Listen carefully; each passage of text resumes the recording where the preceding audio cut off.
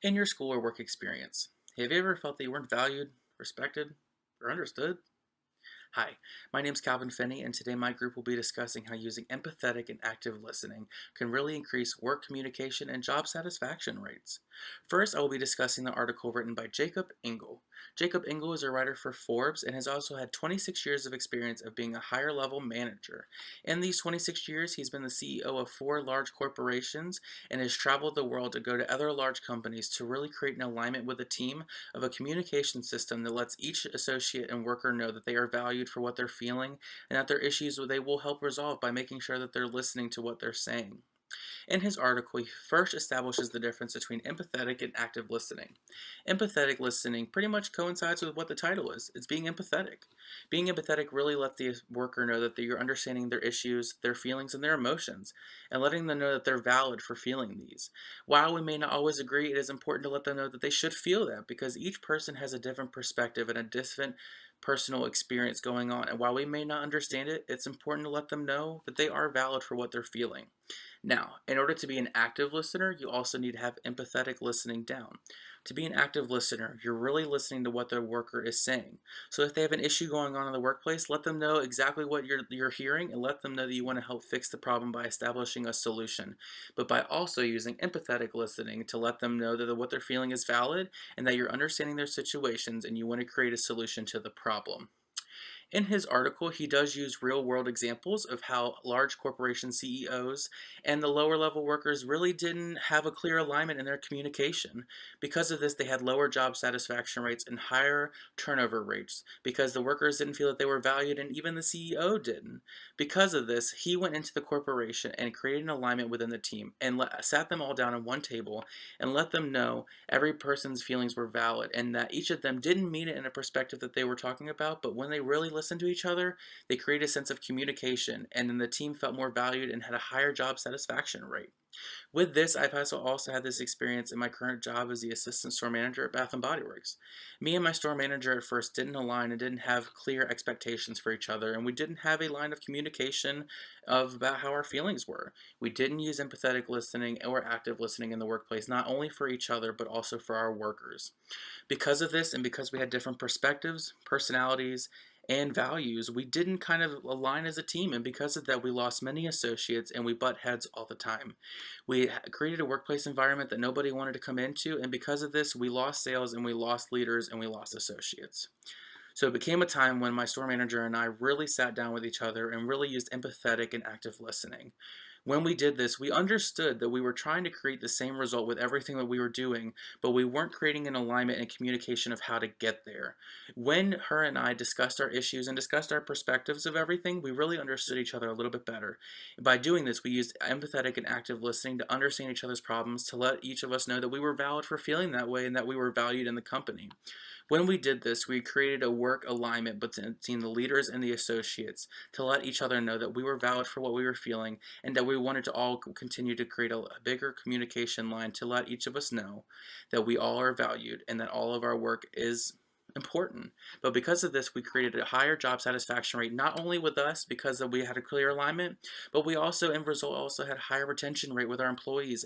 And we're seeing more workers want to go higher level in the position that they're in and even go to other stores and get a promotion. That is what empathetic and active listening is all about, to really letting your associate and employees know, and also your coworkers, that you really understand the issue and you want to help create a solution to it. Next up, we have Tamara discussing this topic in even further analysis. Now that Calvin explained to you guys what empathic and active listening is, I will explain and go into depth about how to use this tool in the workplace and why it's important for us as business majors. Being an empathic and active listener is an important skill to have. There are benefits to being an empathic and active listener. First of all, you reduce your misunderstandings. By paraphrasing what the speaker had just said, you're confirming that you understood the message. Second, you increase your productivity. By engaging and being an active and empathic listener, you're most likely to retain the information and getting your jobs done faster. How you listen has a major impact on your job effectiveness and also on the quality of your relationships with others. The first thing to do when using this skill as professionals in the workplace is to pay attention. Give the speaker your full and divided attention and keep in mind that nonverbal communication also speaks loudly. For example, looking at your speaker directly, putting aside all your distracting thoughts, and don't mentally prepare for your response while the speaker is still talking. Second, show that you're listening, showing your body language and a few other gestures to show that you're fully engaged. For example, nodding, smiling, and using facial expressions. Making sure your posture also shows that you're open and still interested into the conversation. A third way to show that you're an empathic and active listener is by providing feedback to your speaker. By paraphrasing and asking questions to clarify, and then summarizing any comments that were given back to you. Practicing active listening now can help us in the future as professionals. Using active listening in the workplace is very important. Conflicts may arise in the workplace, and most of the time, it comes from misunderstandings. By absorbing the speaker's message and instead of making assumptions about what they said, can avoid some of these misunderstandings. When using the skill in the workplace, it is important to put all emotional barriers aside. Just because you're actively listening to the speaker and nodding and saying mm-hmm while they're speaking doesn't mean you agree. Emotional triggers and biases tend to be the reason why workers fail to understand each other with their coworkers and even their bosses. According to seminal communication psychologist Albert Mehrabian, interpersonal communication combines three key factors: body language and facial expressions together, tone of voice, and meaning of the words we say. We need to remember that listening is not only done with our ears, but with our eyes and our body language. I'll give you a personal example of mine. In my previous job, where I didn't make long-lasting relationships with customers, as a new sales associate, I didn't know I had to use active listening at Lady Foot Locker.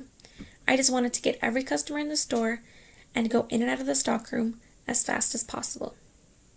Now, as an optometrist assistant, I have to use active listening to be able to build relationships with our patients and understand all their needs every visit. Now that you know the importance of empathic and active listening and how to use it in the workplace, you will next get reminded why it is important for us to use it now and an overview of what you had just learned. Using empathic and active listening in the workplace reflects trust and respect in your workplace. This is important for us in the future because when we start working in a professional environment, using this skill will bring confidence to employers that you can effectively listen to each other and do what is expected with minimal follow-up. As business majors, we will have to work in teams frequently in our workplaces and using the skills described. Listening when working in a team-based environment will improve our work results. Trust, active listening, and open communication are attributes that make the workplace a more positive environment. The more positive the environment, the more employee retention, job satisfaction, and motivation will also occur. A team-based work environment in the future can also lead to stress and pressure, and having someone at work that you know will listen and understand you shows that your workplace is somewhere that you feel supported, valued, and important. A study done in the workplace has revealed 87% of adults believe that society would be cohesive if people took more time to actively listen to each other. Despite this, some 86% of those surveyed said we don't listen to each other enough in this society.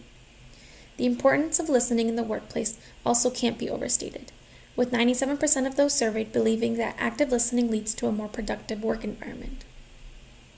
Reid Hoffman, the billionaire venture capitalist and co-founder of LinkedIn, told The Times that a top quality he looks for in new hires is what he calls an infinite learning curve.